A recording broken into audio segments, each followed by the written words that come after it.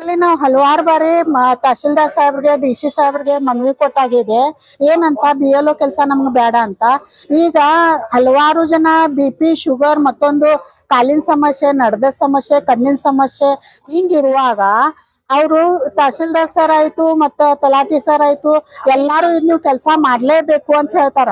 ಮೊದಲ್ ಮ್ಯಾಪಿಂಗ್ ಮಾಡ್ರಿ ಅಂತಂದ್ರ ಮ್ಯಾಪಿಂಗ್ ಮಾಡ್ರ ಮುಗೀತಂತ ಹೇಳಿ ಅಂದ್ರ ಮ್ಯಾಪಿಂಗ್ ಮಾಡ್ಕೊಟ್ರು. ತದನಂತರ ಈಗ SI ಮಾಡ್ರಿ ಅಂತ ಹೇಳ್ತಾ ಇದಾರ.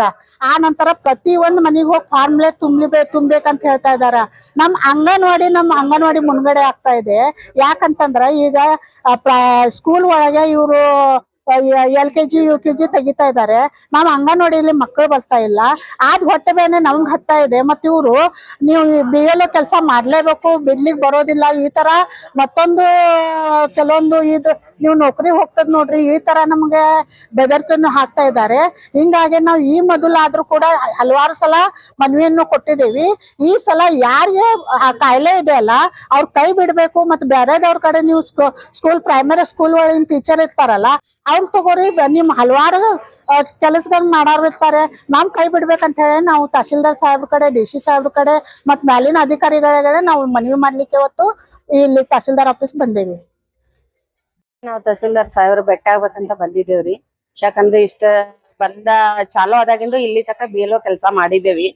ಕೆಲ್ಸಕ್ಕೇನೆ ಹಿಂದ್ ಸರಿಯೋದಿಲ್ಲ.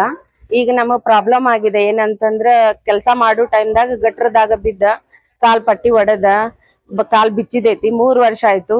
ಇವತ್ ಬಿಡ್ರಿ ಸರ್ ನಂಗ್ ಕಾಲ್ ಹೋಗೈತಿ, ಆಪರೇಷನ್ ಹೇಳಿದ್ರು. ಆಗಿಂದವ್ರಿಗೆ ಈಗಿನ ತಕನು ನಾವ್ ಆಪರೇಷನ್ ಮಾಡ್ಕೋತೇವ್, ಬ್ಯಾಡ್ರಿ ಅಂತಂದ್ರು ಇನ್ನೊಂದ್ ಇಲೆಕ್ಷನ್ ಬರ್ತೈತಿ, ಅದು ಮುಗಿಸ್ರಿ ಇದು ಮುಗಿಸ್ರಿ ಅಂತ ಇಲ್ಲಿ ತಕ ಜಕ್ಕೊಂಡ್ ಬಂದರು.